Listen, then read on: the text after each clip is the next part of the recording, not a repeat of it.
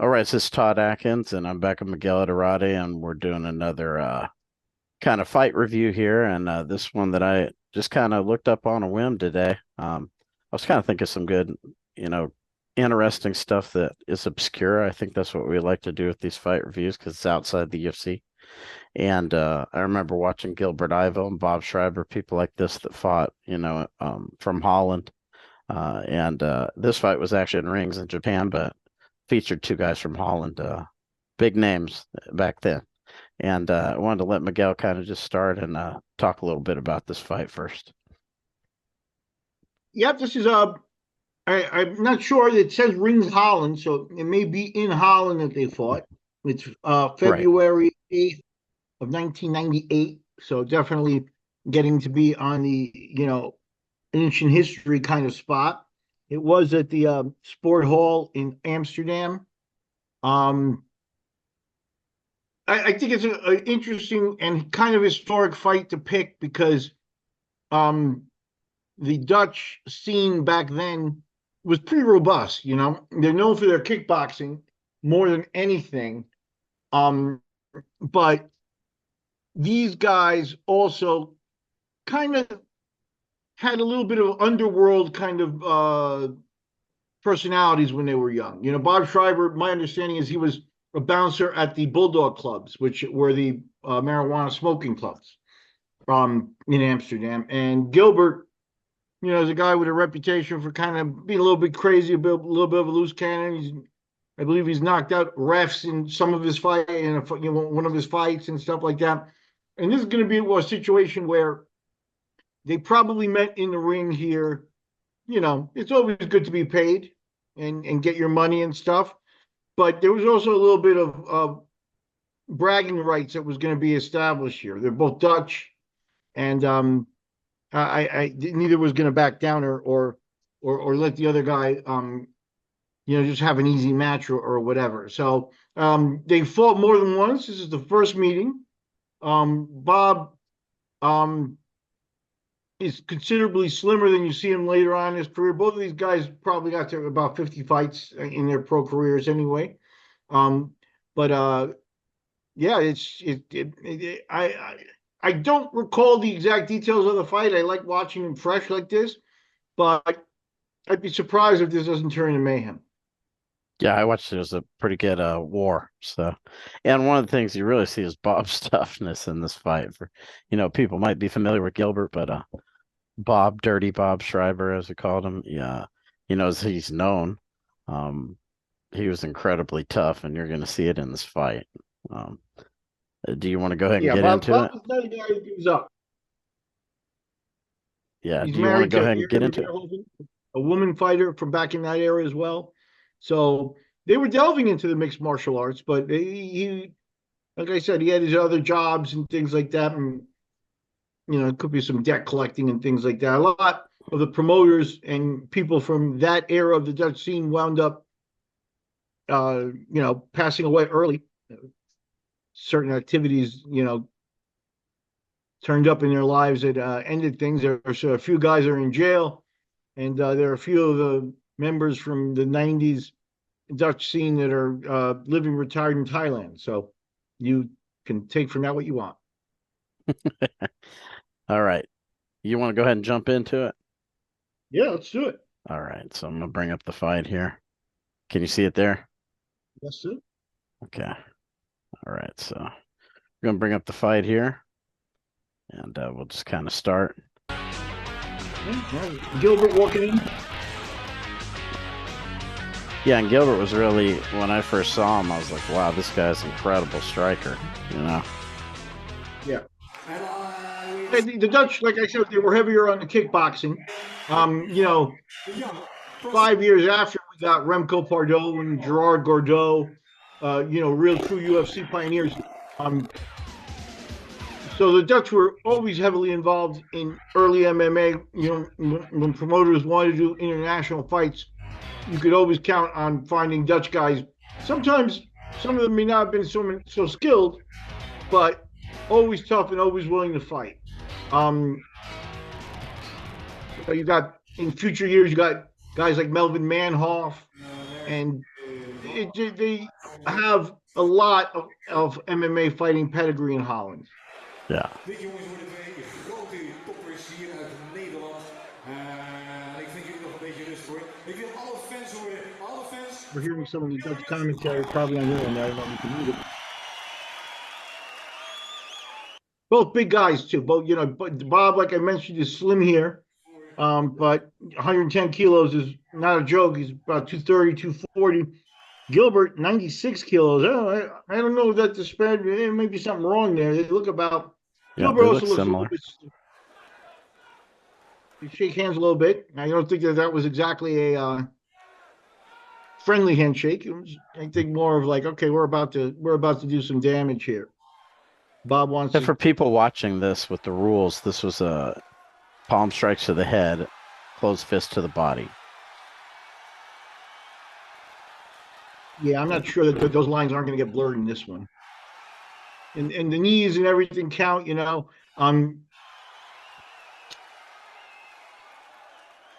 Kicks and things like that. That was all allowed in rings. It was just no close fist punching.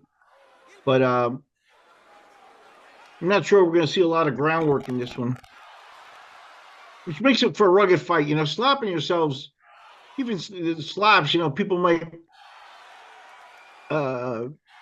look down upon that as different than a closed fist and stuff like that. But you can get a lot of power. Bas Rutten, another Dutch fighter, you know, you can get a lot of power from a good open hand if you're holding your wrist correctly and things like that. And you know, that's a lot of punishment to take, even in the opening minute. It looks like, you know, there may be some face grabbing and things like that. You know, like I said, these guys. Neither guy was known for a huge amount of respect for the rules. Bob Schrijber in Pride, you know, got disqualified, I believe, for foot stomping people and you know, people after the bell and things. And like I said, Gilbert's knocked out referees and things. Neither guy here is exactly yeah, they're ruthless. It's not the rules were secondary to them in many occasions. You could see Bob holding his ribs there at one point, like he took some serious knee or kick there. And Gilbert's relentless, you know. And the other thing is again, this is not boxing. They're kickboxers, and they're not, you know, neither guy here is showing me a lot of defense. They're walking through and taking the opponent's shots. You see Bob's chest and body starting to redden a little bit. It'd be a little harder to notice on Gilbert because of the tone, but I'm sure Gilbert's Just showing the same hitting knees, effects. flush knees to the face. Yeah.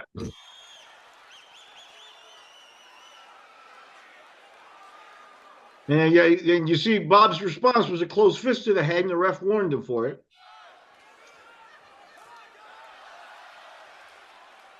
It wouldn't have surprised me if Bob gave him another one right away.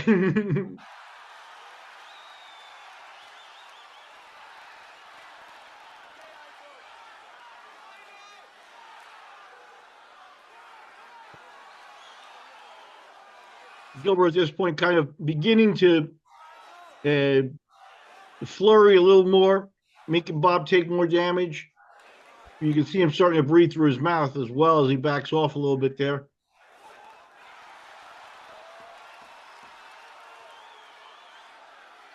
How can you not be tired already at this point, you know? I mean, and back then, this is the 90s, these guys were, like I said, you know, they were guys that bounced and did other jobs and things like that. This isn't where, you know, they were doing great road work. Gilbert looks in good shape. Bob was never famous for being, you know, ripped or fantastic shape, but you know, when it comes to fighting, he's you can tell he's done it before, you know.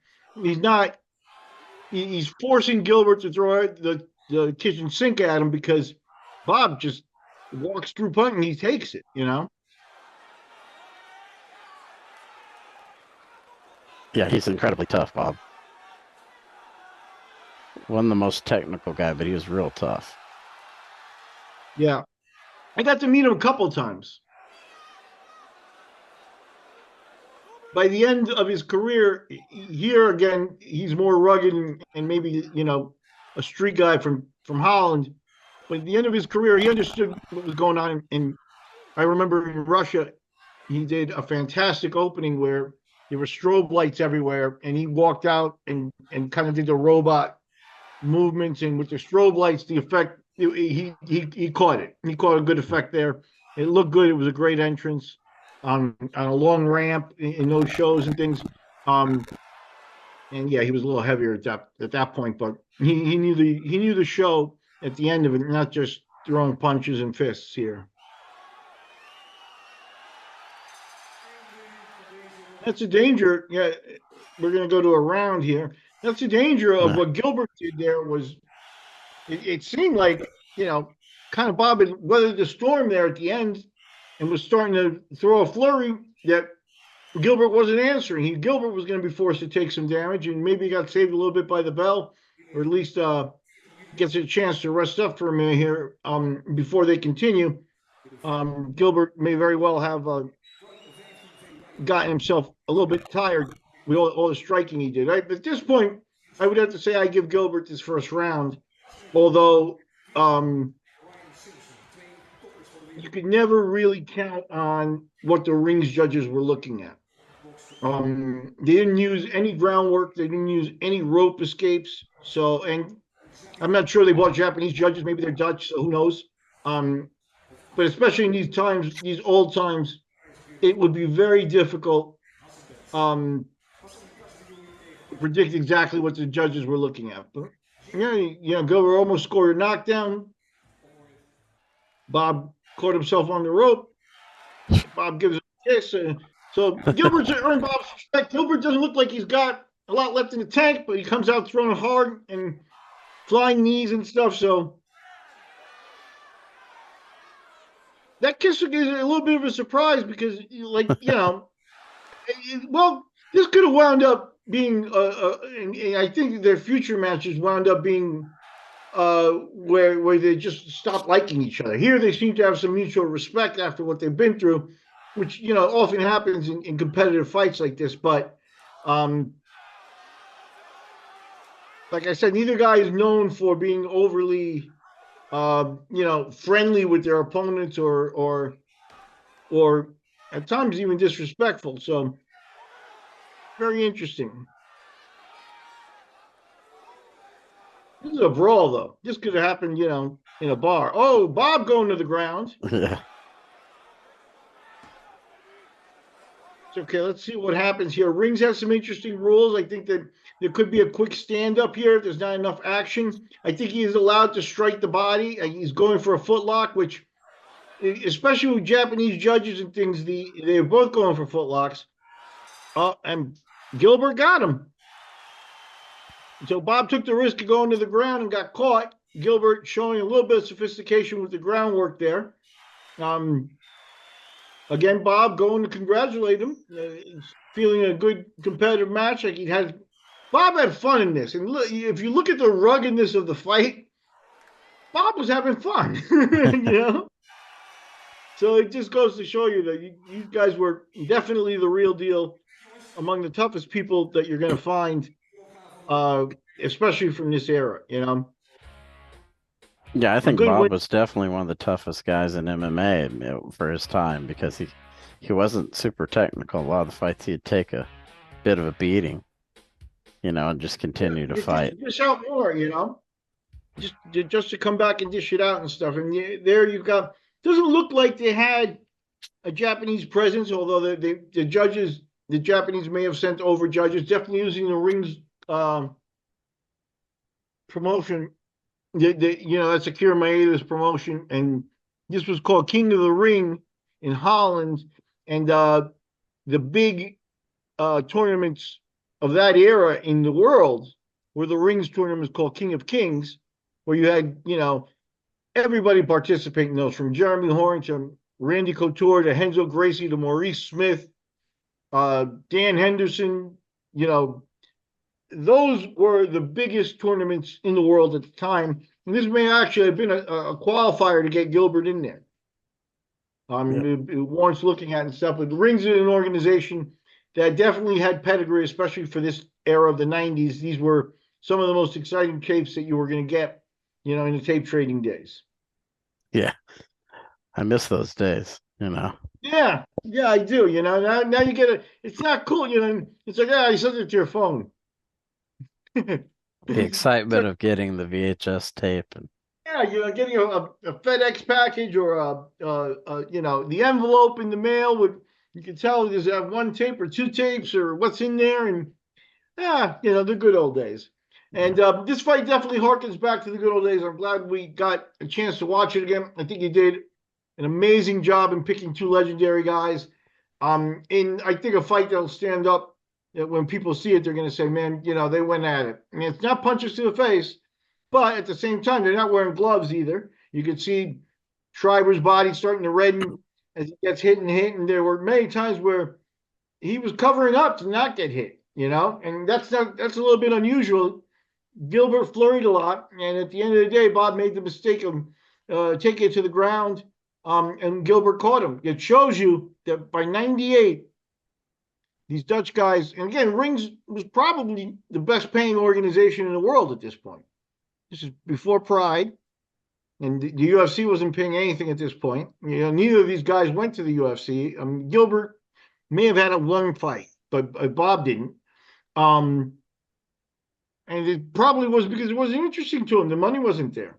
They probably went to Japan and made maybe five figures, But so they were putting their studying into it, and hey, after a slugfest like that, it ended in a footlock. yeah. And I know in their second fight, Bob scored a knockout, so maybe we'd have to watch that one at some point. Yeah, I think we should. We definitely need to. And I think there may be a trilogy in this one. Yeah. And I think that these guys are both the kind of fighters that may make multiple appearances in this segment. Yeah, and there's so many fights outside the UFC that can be watched, and I got a lot of them on my mind, and it's always great to do another one with Miguel here and the historian that he is. Yeah, on Sunday, I'd like to hook up with Ron and watch Ron versus Shoni Carter. That's one that we've had in the works for a little bit. I wasn't able to pull it off last weekend. I know Ron's availability is on the weekends, but I think that's a classic. It brings us back to Hawaii and Super Bowl and some of your roots. Were you at that fight? No, this one that was in King of the Cage, so it was outside of Hawaii. I think it was in California somewhere. Okay.